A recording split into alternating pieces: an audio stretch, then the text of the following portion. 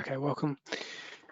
So, yeah, we've currently got about 1/10 of the number of people who were registered. So there's no one. We'll probably wait a little while longer just to see if anyone comes in, anyone else comes in.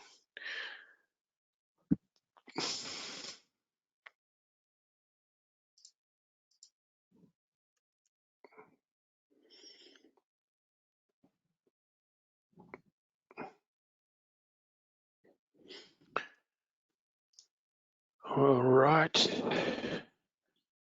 Before we do begin, I will take a moment to acknowledge the original owners of land around Australia and its collection of surrounding islands. I'm coming to you from the lands of the Gadigal people of the Eora Nation, and I myself have a connection to the lands of the Awabakal people. Today I'd like to acknowledge a group of First Nations Australians, all of the winners at the recent 2022 Australian Indigenous Surfing Titles. Got a list of names here: Reese Collins, Landon Smales, Carrie Houston Connor, Robbie Page, Finn Hill, and Jazz McCorkdale. I have no idea if I pronounced any of those names incorrectly. Apologies if I did. Anyway, congrats to all of those winners and respects to those First Nations Australians for their wins. I'll also pay respects to elders, whether they be past, present, or emerging. I'll also pay respects to any First Nations Australians with us here today. And I will recognise that these lands were never ceded and that sovereignty was never extinguished. A little bit of housekeeping. This software doesn't let you unmute yourself, so if you've got a question, please submit it in the questions section of your control panel. This session is being recorded. I'll try to have it online by the end of the day. I'll do it by the end of the week. Also, I think you can make my face there, my webcam, a bit smaller, or potentially you could even remove it entirely if you wanted to, just so you know that. I'm not entirely sure how that works, but I think you can.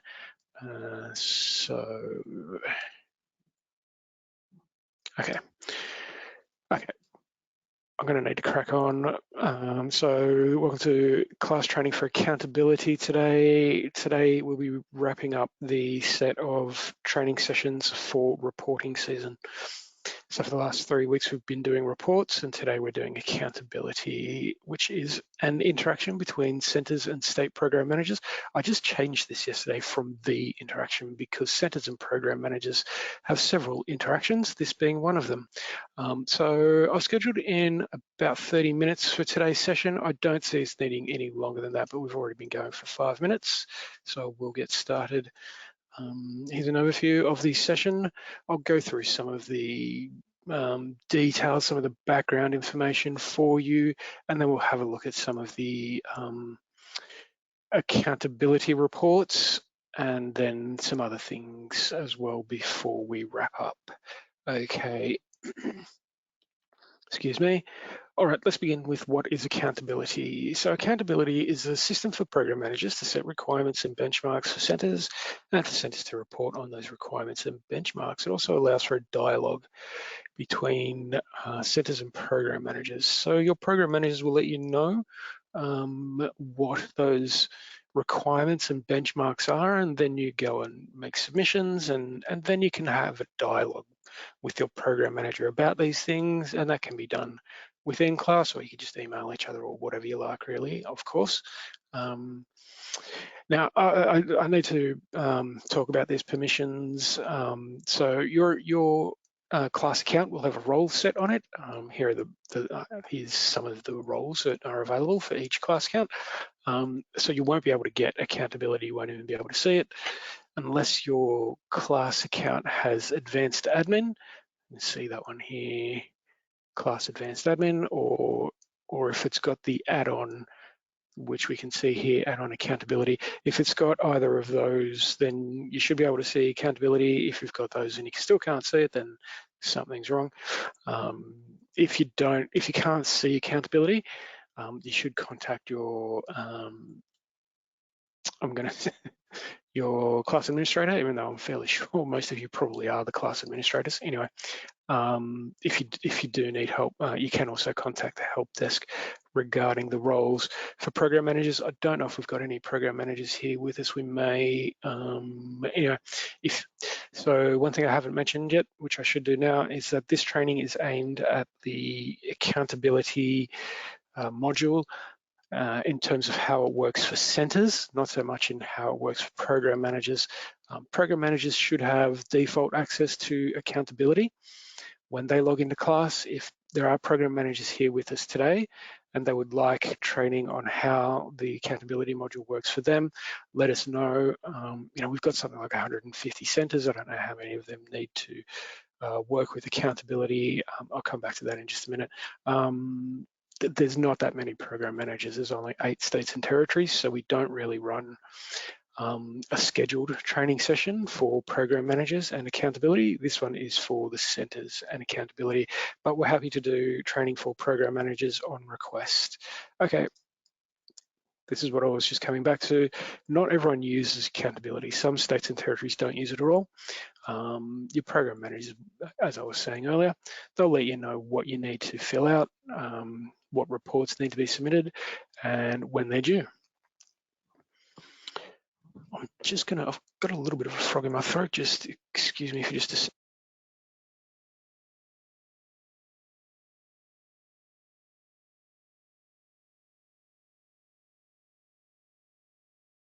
Okay, thank you. This is a pretty standard accountability workflow. Might not always work exactly like this, but usually it will. Your program managers will choose the reports you need to submit, and they'll set due dates for them. You then put the necessary information in and submit them. Then your program manager will choose whether to accept or reject those reports. If they reject them, you go back in a loop. You make the adjustments that are needed and resubmit. And then once your program manager does accept them, then they just sit in class as historical documentation as approved reports. Okay.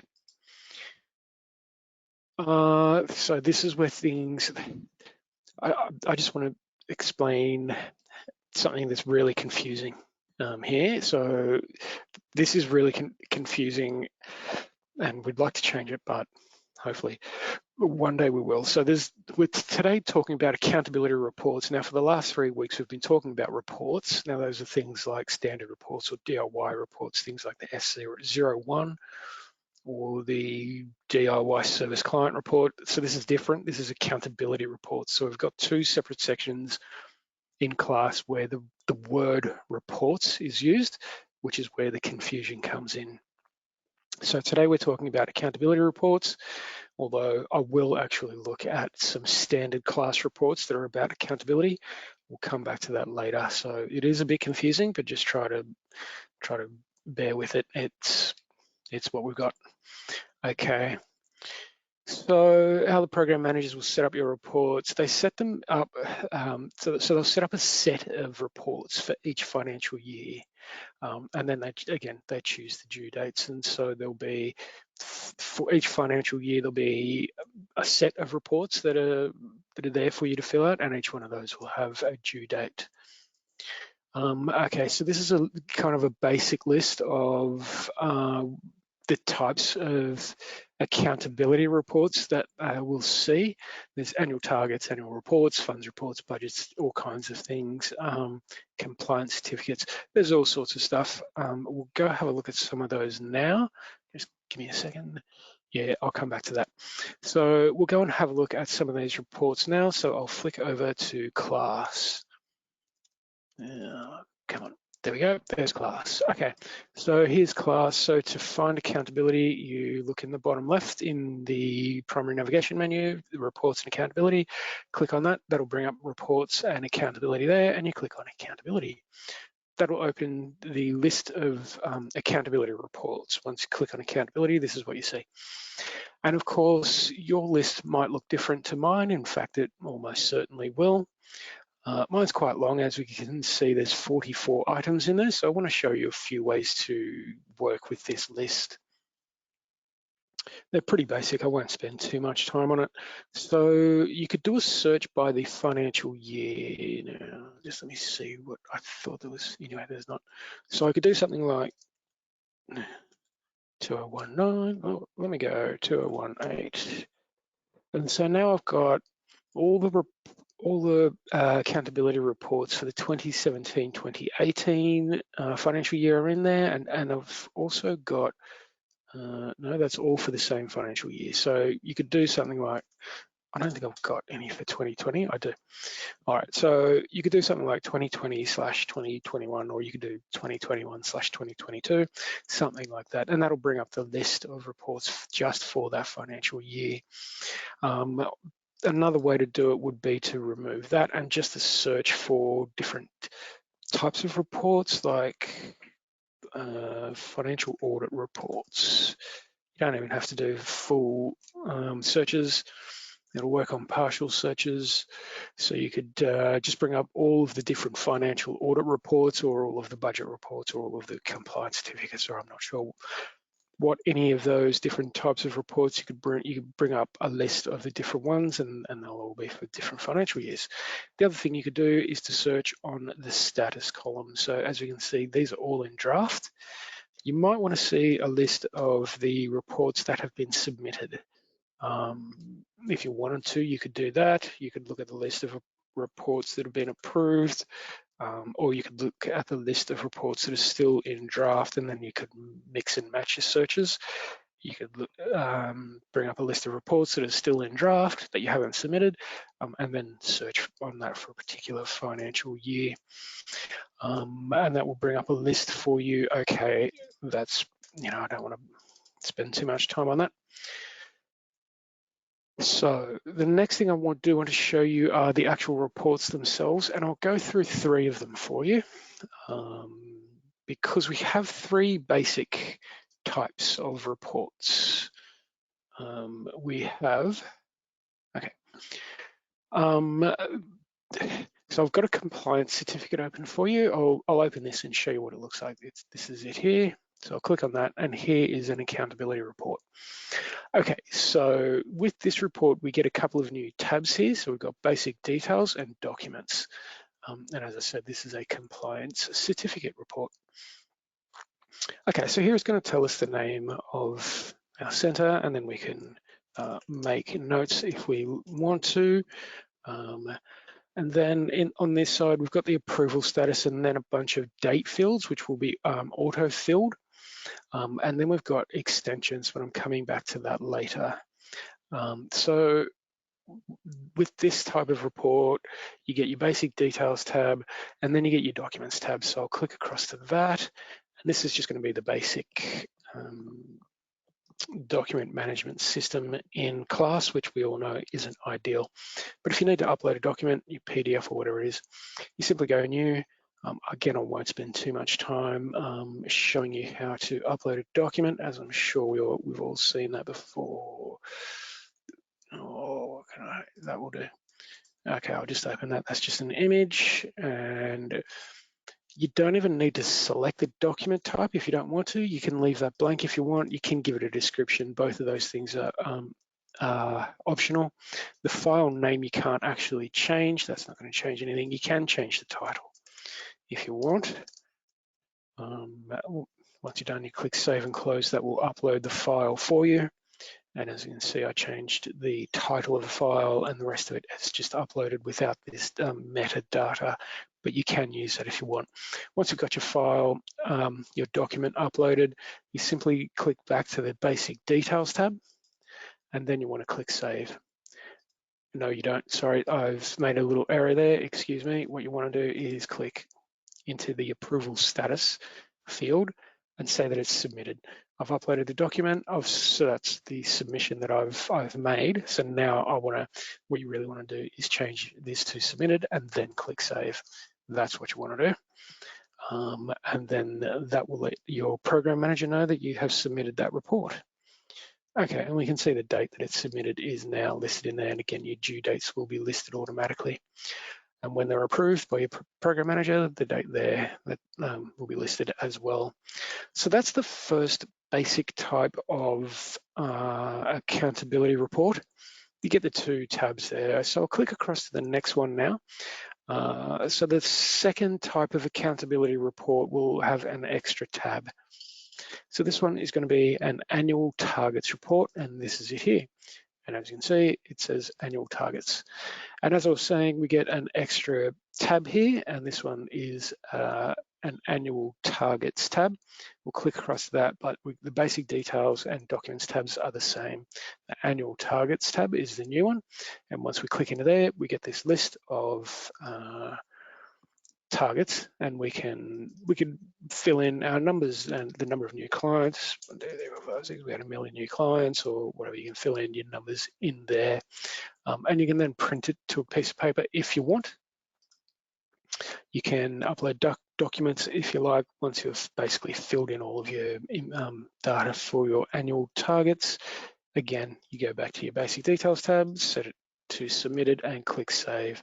That will let your program manager know that you have submitted that one and will list the submission date. So that's basically the second type of accountability report. Not much different in there, just this one extra tab, the annual targets tab, where we enter our figures. Okay, so I might click across to the third type of accountability report. This one is going to be a budget report, and this is it here. So this one has 5 tabs. So we've got the basic details and the documents tabs. Again, they're the same. So this one has 3 new tabs: reports, other incomes, and consolidated. Now, reports and other incomes, we can enter figures into there. The consolidated tab will calculate those figures for us. I'll click into the reports tab and show you what that looks like. So this is it. And the first thing we see is that there's something highlighted in bright green, which is good because it shows us what we need to do. We need to select a funding category. So I'll click into there. I'm going to select at random state non-CLSP project 1 and click search. And now that's going to give me a whole bunch of tables to work with where I can enter my figures, whether they be net surplus. So I don't know anything about any of this kind of stuff. I do not do finance. I have absolutely no training in finance. I'm just showing you how class works. Income, you can enter your income, 1, 2, 3, 4, 5, 6, whatever it is. Enter your incomes, Commonwealth State, your expenses, you add those in there. I'll scroll down and show you a bit more. Some of these numbers are grayed out, so you don't actually add numbers in there. It's going to, once you put your numbers in, then they'll appear in these grayed out sections. Other incomes, so that's grayed out as well. So if you do have other incomes that you can't list in this tab, well, then we've got another tab for other incomes. So I'll click there to show you how to enter other incomes. I've already added one. Just to show you how to do it, you would just click new. So I'll add a new one. And you add your amount, 6, there we go.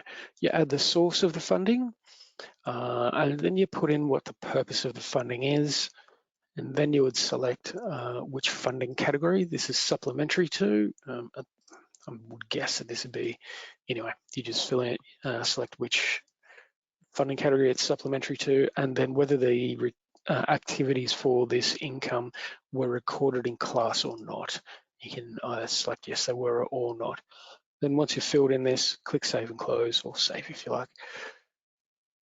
And that will list your other incomes for you, which will then should appear in here. And then if you click over to the consolidated tab, which I'll show you now, then that will calculate all of your incomes and things for you. Other incomes, so there's the other incomes listed there in the consolidated tab. You could then print this to a piece of paper if you wanted to for your own records.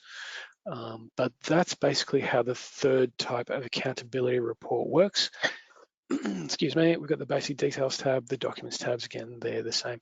The reports and other incomes, fill out those, and then you've got the consolidated tab to review or to print if you like. Again, once you're done, don't forget to click back to the basic details tab and save your work.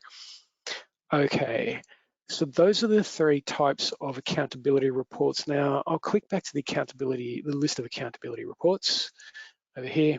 So we've got a whole bunch of stuff, 12 months funds reports, we saw them all before, budgets, all kinds of things.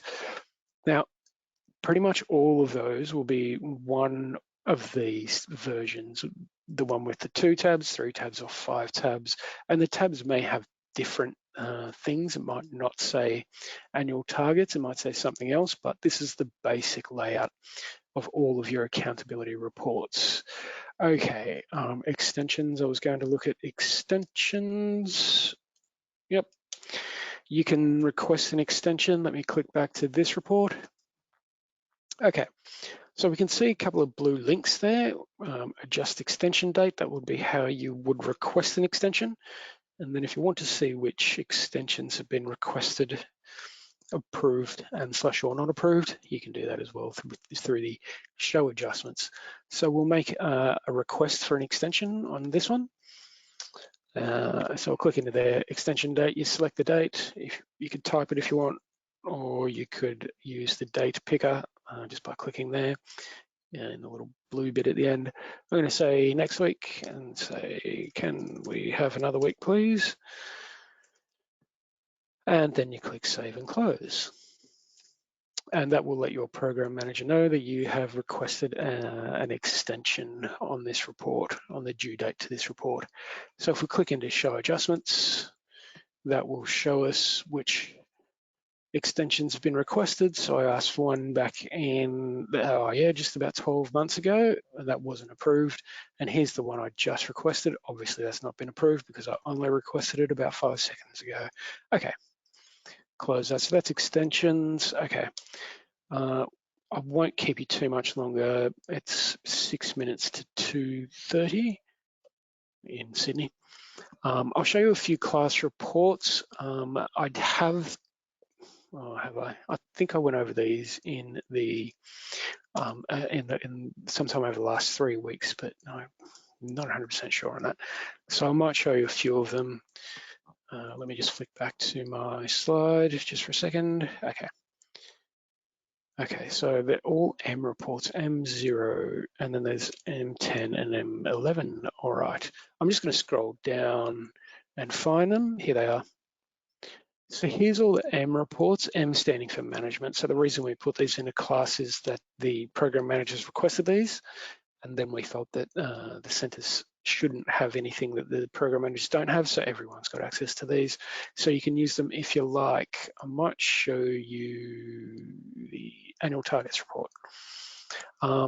Feel free to look at those reports. I don't really have time to go over all of them, and I don't really want to spend all day going over all of these reports. I'm just throwing something into there just to load some data into this report so we can see what it looks like. And I'll just bring it right up so we can see. Okay, so this is just going to get the data out of the accountability reports that we filled in, and then it'll put it into this report. So this is the annual targets report that we saw earlier. Obviously, I've left everything at zeros, which is why it's all at 0. So once you put, I'll flick back to the report.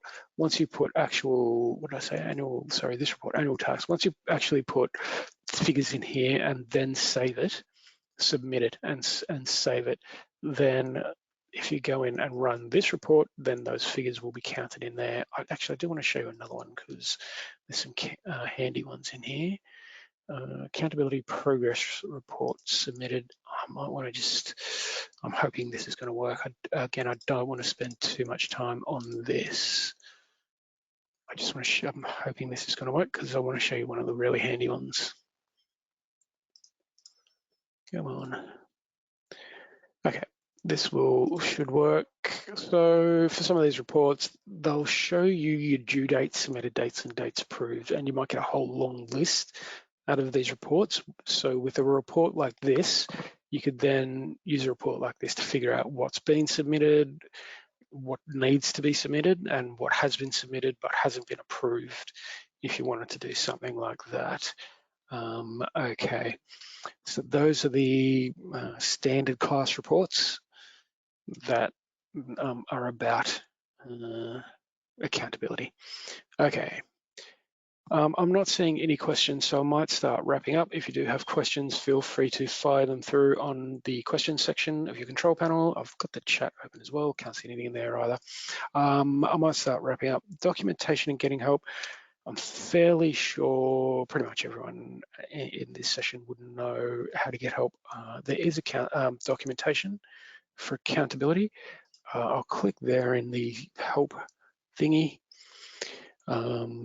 to open the class documentation, help icon, I suppose it is. If we look for reporting and accountability in that right-hand menu, accountability will be in there, and we just recently updated all of this documentation. So it's all in here, accountability. And there's documentation in there. If you need to know more about accountability, we've got the process of an accountability report, the 3 different types of accountability reports. Oh, excuse me, we've got accountability for centers, accountability for program managers. There's the types of reports again. There's a list of accountability reports and accountability troubleshooting. So if you're having a bit of trouble with it, you might want to look at the troubleshooting page to see if that can help you out. Yeah, so we've got a bit of information to help you out. If you've got trouble with accountability, here's the list of accountability reports. There they are. All right, okay, 2 minutes to go. Well, let me do the help and support thing. If you're looking at the documentation and it's not answering the question you've got and you still need help on accountability, you can ask at the help desk. There's 3 different ways to contact the help desk. You can use the email address, icthelp@clcs.org.au, or you can use the class portal, where you can keep track of all your inquiries with the help desk. There's also a phone number if you want to call that. If you do call and don't get an answer, please leave a voicemail. We do listen to all of them and we will respond if you leave your name and number. Okay, this is the help desk portal, and you can see all of your requests in the top right-hand corner. I don't have any requests, so there's no point in clicking into there. And I've got a sneaking suspicion most of you will have seen the help desk portal by now, so you could go class, I need some clarification, and then set up your question. Okay, that's just going on 30 minutes, so I might let you get back to work and wrap up this training session. I hope that has helped you with accountability. I know that's a bit of a brief overview, but it's one of the simpler modules in class. There's not a ton of technicality, there's not a ton of functionality. It's not super complex, that class module. So thanks, hope this helps. If you do have any questions about accountability, feel free to fire them through to the help desk. We're always happy to help you with your accountability questions, and we're happy to take suggestions as well. If you've got suggestions for other class training that you would like, or something that should be added or maybe omitted from this training session next time we do it, please let us know. You can fire those through to the help desk as well. But I might wrap up for today. So thanks again for being here, and it's going to be bye from us at CLCs Australia today.